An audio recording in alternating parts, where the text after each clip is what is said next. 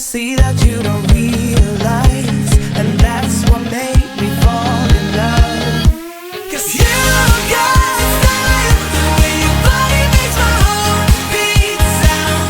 It's amazing all the time. You are the only thing I need in life. Oh, I want you. Can't you see I'm gonna go crazy for love? You know I'm not fake.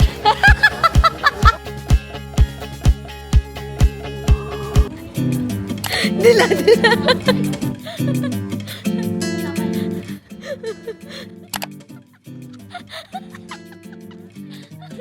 Mahal-mahal na pinili mo. Naka 40,000 pa sa sipor. Didilaan mo yun. Mami, nadilaan mo na. Ako na. Over. Iba pa to, guys. Hindi ko alam ang post ko doon. Meron may postcode. Ano yung overage? Kailangan ko dito na lang. Oh, usually. Pag hindi na refund. Ibig sabihin, mali yung paglagay ko. At saka hindi umabot. Kasi di ba within 10 days lang.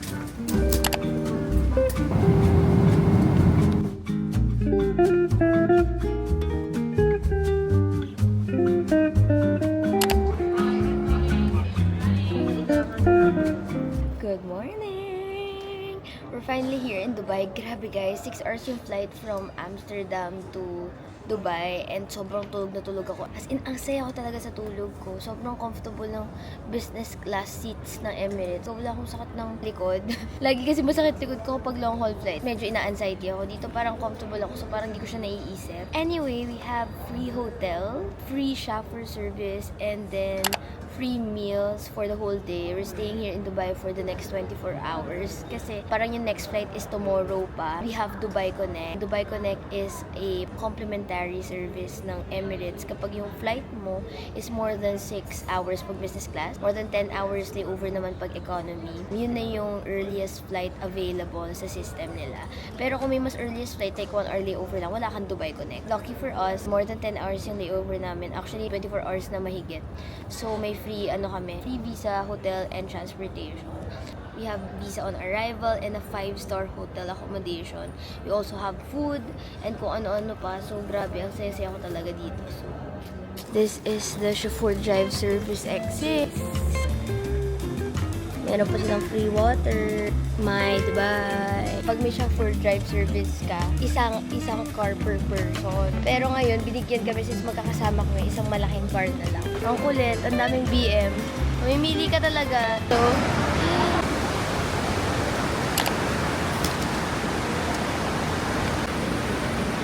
What are we up to I today? never got it, why'd you have to go?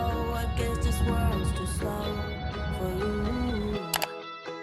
I think there's beauty in the gray, the cold, but you just want the gold. And there's no way I can beat it, cause I got no chance when it comes to her.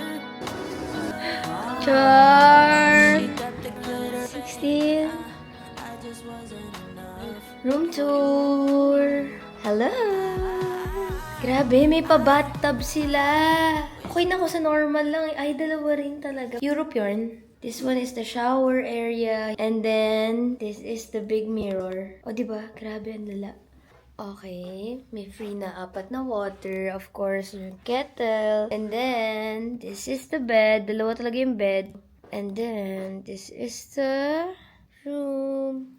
And this is me! Very haggard. Kulit ko, meron pa akong hat. Sorry, tatanggalin ko na yung hat. Ayoko lang kasi siyang mawala, guys. Okay, ang cool. Meron din silang speaker. Tapos parang cute na bag. Pwede ko bang iuwi to? Sobrang cute na bag. Ang cute-cute. Guys, dito pa lang sa hallway, pwede na akong matulog. Sobrang laki ng room. Anyway, that is it for the mini room tour. Sorry guys, sobrang haggard ko na. Sobrang oily ko na guys, kasi naligo ako 6 AM kahapon. 8 AM na yata ngayon. So anyway, bye! Grabe! Hindi ako makapaniwala na experience ko yung Dubai Connect. Alam nyo ba, isa siya sa mga bucket list ko talaga as a traveler. As someone na mahilig mag-travel, sobrang gusto ko ma-experience yung Emirates business class. And gusto ko talaga ma-experience is yung aircraft nila na A380 kasi may bar doon. Time check, it's currently, anong oras na? 8:56 a.m. Dubai time. And we're waiting for the luggage lang. And then we're off to breakfast. So kasama din yung breakfast, lunch, and dinner namin here sa hotel. Grabe yung service nila. Isipin nyo guys, sinundo kami sa hotel namin sa Amsterdam. Hinatid kami sa airport. And then from the airport, may sumundo rin sa amin so we can go here. Free of charge, of course. Pero for sure, kasama na siya doon sa buong business class bayad mo. And then, after that, hinatid kami dito. 5-star hotel, tapos free breakfast, lunch, dinner namin, libre din. And then, aside from that, free car service namin to Dubai Mall. So, grabe yun. Sobrang grabe nun. Sobrang sulit. Someone na first time mag-business class and hindi ko naman laging gagawin yun at magagawa yun. So, nakakatuwa. Anyway, kakain lang ako ng breakfast. Let's see what's for breakfast. Let's go. Noodle bar. And they have lots of yogurts here. And then, ito ang choice ko, carrot cake muesli. And then, mango sago pudding. Mukhang masarap. Salmon. Wow, ano to? Mukhang masarap. Ano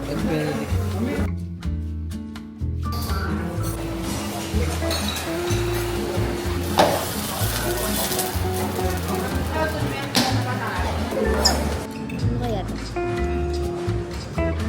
Sarap.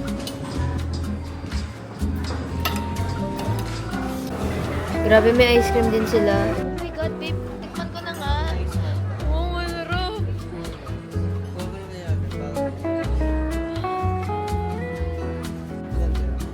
Dalawa. Wow, may steak.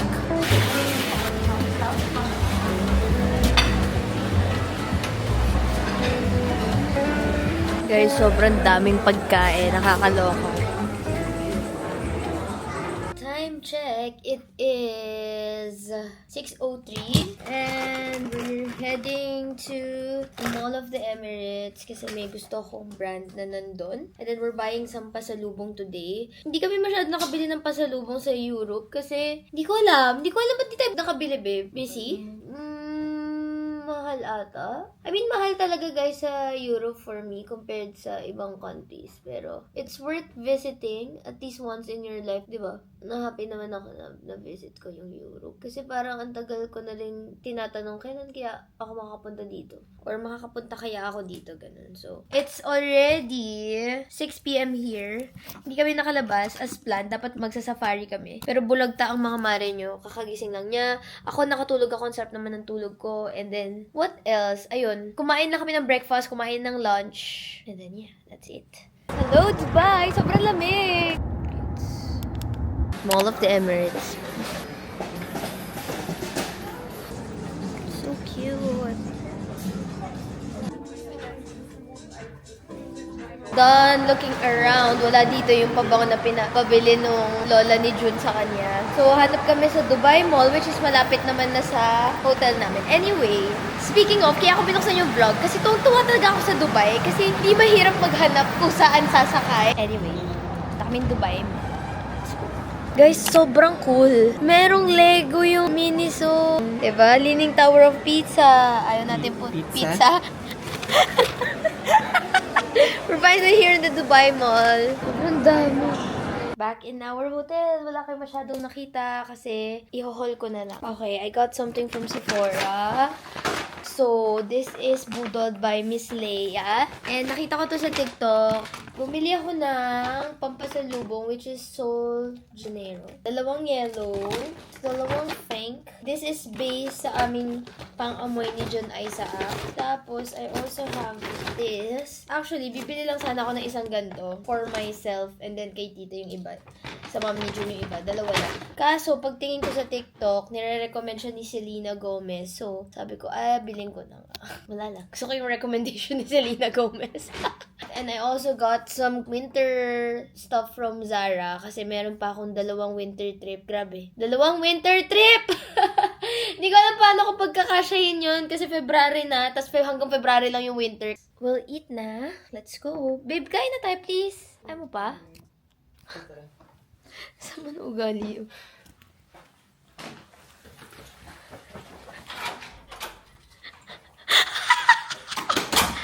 Babe, ba't sama na ugali mo? Wala, iniwan talaga. Tol, wag mo akong tinatakot ah. Dito ako, babe.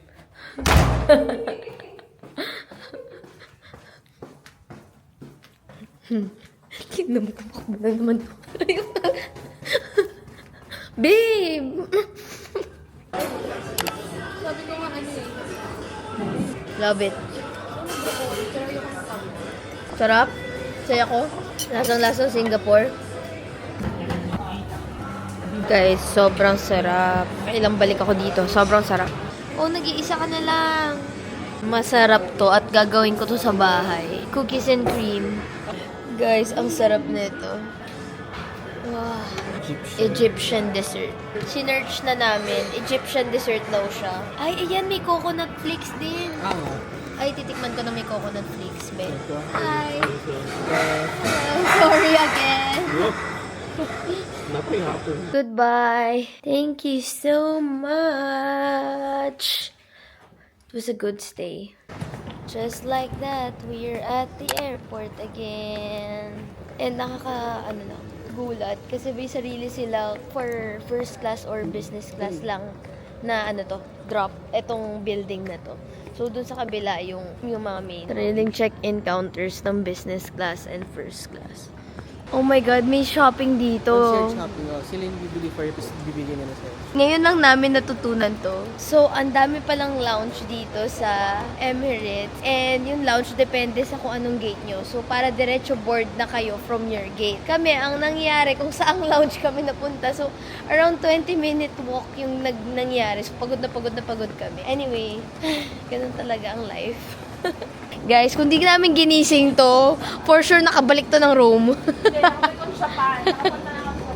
Saya. Saan tayo? Tara, may lounge pa. May playtime area sila. Ito, another area. May mga fruits and food. Ayan na, A3, A5 gate. Tapos guys, dito na kami magbo-board kasi yung gate namin is A5. So, the boarding is here. Ang cool! Pagkatapos natin takbuhin yon last time. Bongga. Yun na yung duty free sa baba, guys. Talaga yung fine dining. Dito na naman yung mga ice cream. These are the flavors. Solid. Cool. O, diba? May mga take-out pa sila here. Ikot pa tayo nung meron. Bongga talaga. Pwedeng uminom dito. Guys, meron din soft drinks. Nakakaloka. Hindi ka talaga magugutom. Yan din yung coffee. Ito guys, last time binaon ko sa room. After 3 days, masarap pa din. And guys, this is direct boarding access from the business class lounge.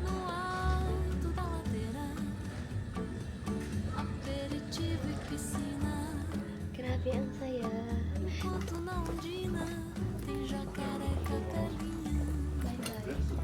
Dubai. Morning, welcome on board. Let it be this. Starting there, should I be expecting?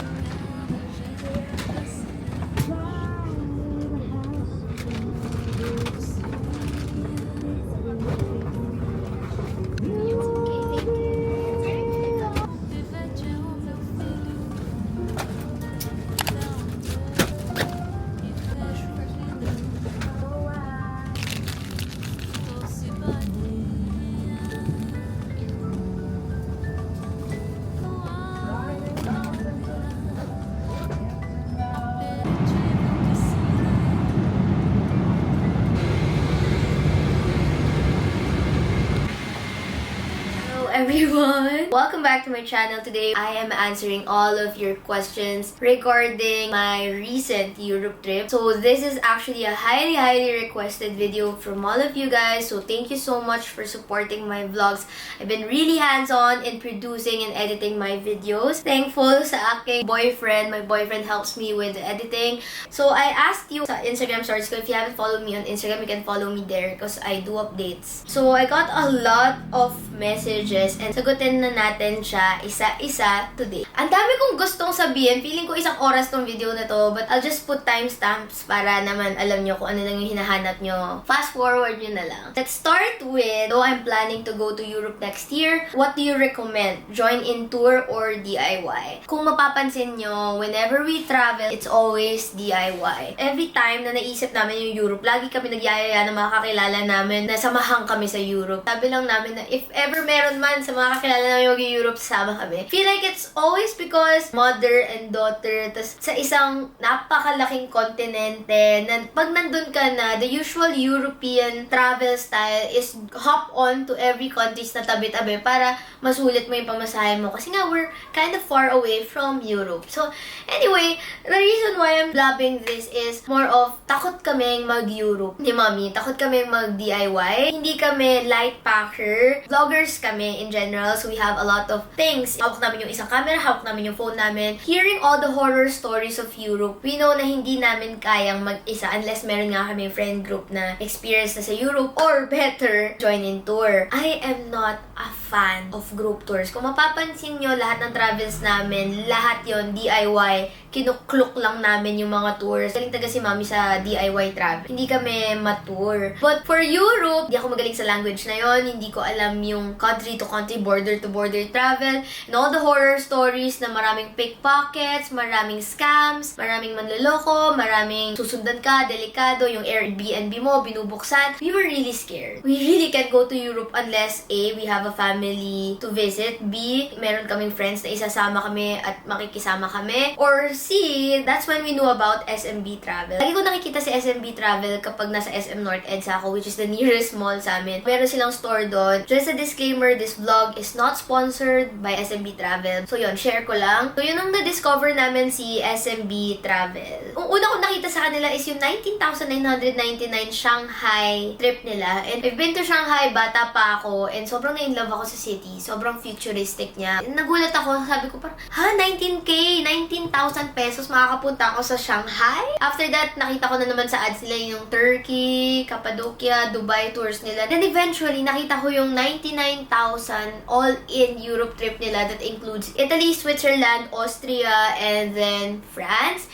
Probably one of the best packages out there na sobrang saktong-sakto nung presyo sa budget. That package includes transportation, hotel accommodations for the duration of your stay, breakfast, yung breakfast na pwede kang magdala ng Ziploc, so meron kang snacks whenever you have the tour or around, so pwede kang mag-take out. And then meron din parang lunch and dinner sa parang isang country. So parang sobrang sulit na siya for me. Also, the entrance tickets to like sample Eiffel Tower is already included as well. Room Forum or Coliseum, mga ganon. Depends on the date. But, yeah, sabi ko sobrang sulit na neto. Kasi makakarating ako ng Europe sa halagang 99,000 pesos. Tapos, wala na akong aasikasuhin, wala na akong iisipin. Uupo na lang ako, tapos susunod na lang ako. And then, maybe next time, pag na-try ko na yung tours, kapag nagamay ko na yung vibe ng Europe, I will do the DIY. I know for a fact na I'm so unsure of join-in tours, especially Europe. Yung horror stories sa mga join-in tours is gigising ka ng 5 a.m., bubuhatin mo yung maleta mo kasi walang elevator yung hotel, bubuhatin mo sa bus, tapos gigising ka, tapos magtutour kayo, tapos lakaran, dala mo yung luggage mo, next hotel, ganyan, kinabukasan, travel na naman kayo, something like that. I hate it when someone holds my own time. Siguro yung mga vlogs ko or blogs ko nung 2016, 2017, more on pumupunta pa ako sa touristy places. But ngayong post-pandemic, more on where the locals eat, where the locals dine, where the locals walk and go and drink, something like that na yung vibe ng travel na gusto ko. So, ito na yung review ko with SMB Travels, 99,000 pesos, all in, Europe tour. By the way guys, they have 145,000 with flight. They have that 99,000 pesos all-in tour, hotel accommodation for the duration of your stay, transportation, entrance sa mga popular spots like, say, Colosseum or Roman Forum or Eiffel Tower, mga ganyan, kasama na din. Every day, daily breakfast, sobrang helpful kasi pagising mo, at least nakakain ka na. And actually, uso sa mga tours doon, uso sa mga ganong breakfast is may ziplock sila or parang lock and lock. Tapos nagbabaon sila para sa haba ng tour, meron silang makakain. So, I think pwede naman mag-take out. Parang normal siyang ginagawa, hindi lang ng group tour namin, pero yung group tour din from iba't ibang lahi, ganun yung ginagawa nila. For me, sobrang sulit na nun, and yung transportation from the airport and to the airport kasama na din. But if you want na may kasamang flights, yung 99,000 mo magiging 145,000 pesos. But for me, sobrang sulit na nun kung makakakuha ka ng discounted price ng flights, which is kung mas makakakuha pa ng mura sa 45,000 pesos, edi better for you guys. Magpasundo na lang kayo from the airport. Includes Italy. So, sa Italy, you have Rome, Florence, and then Venice.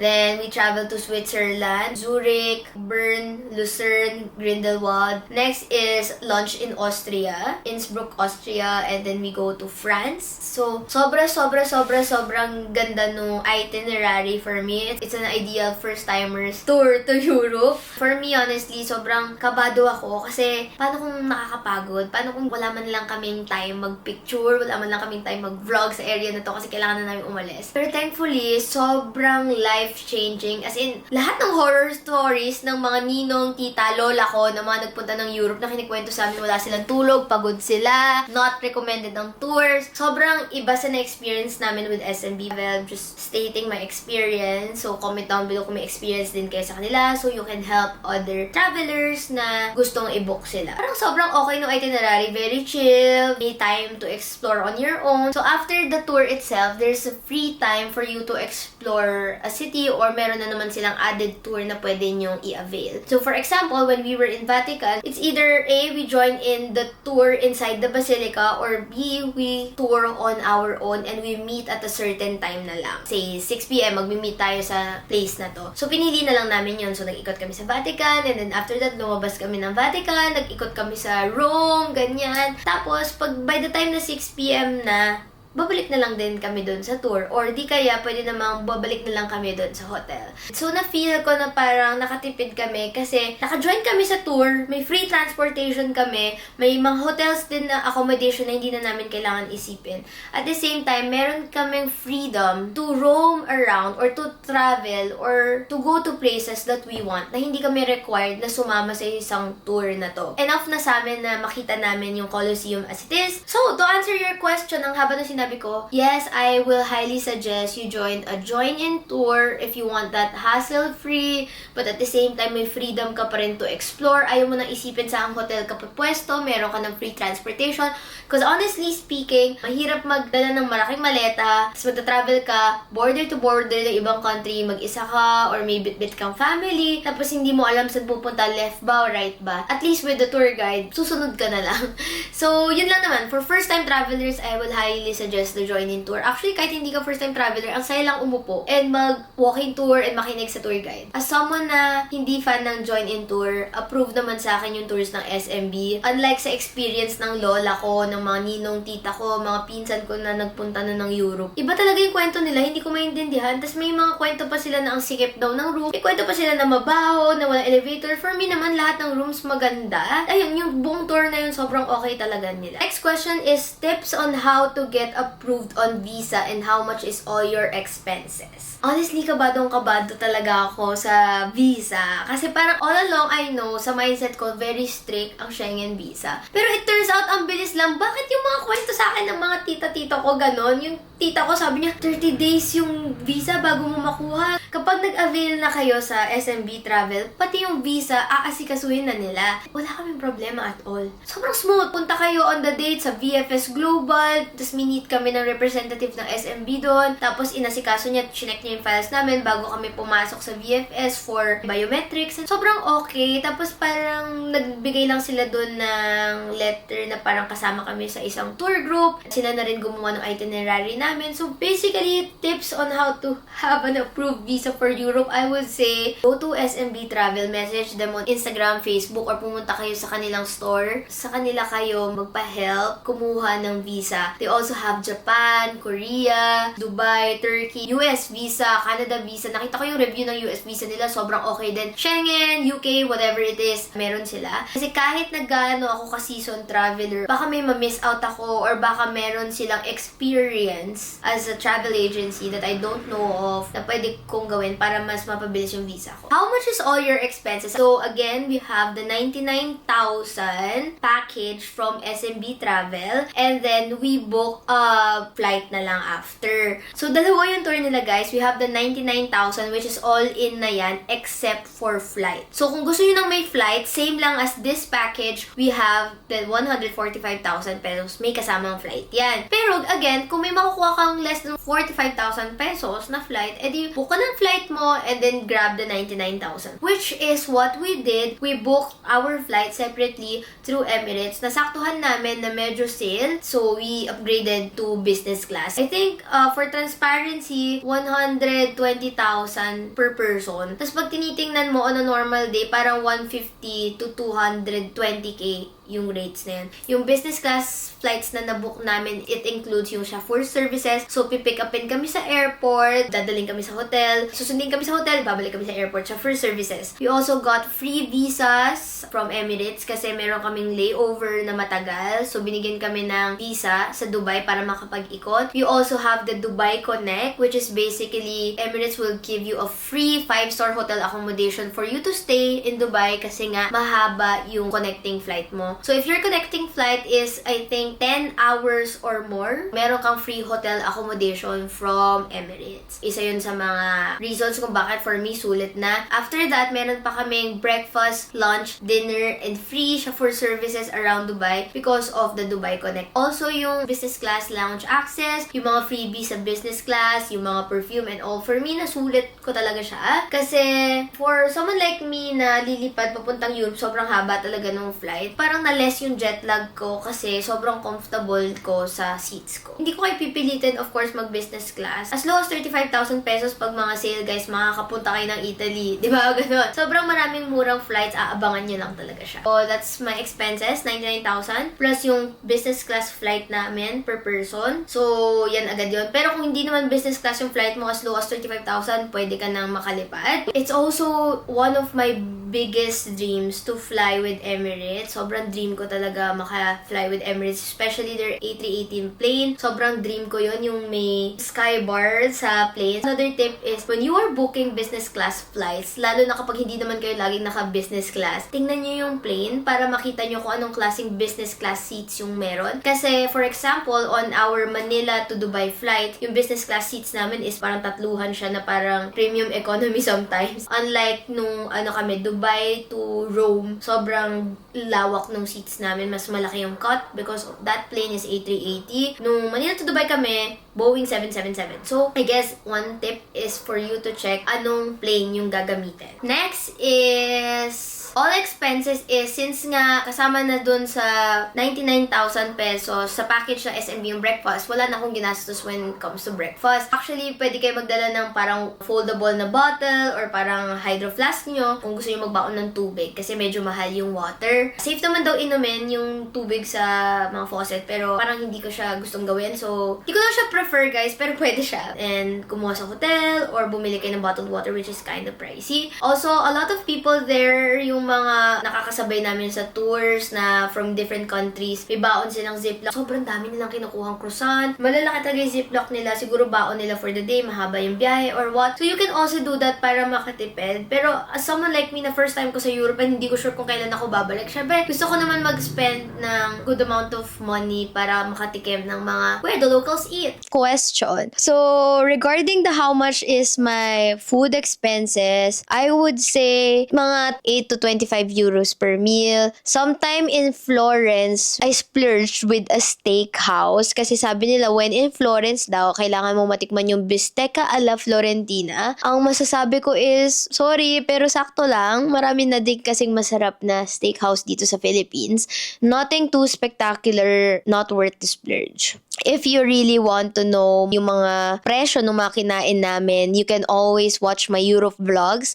Lahat yon habang kumakain kami is naka-mention at naka-post kung magkano. And actually, kahit yung conversion is meron.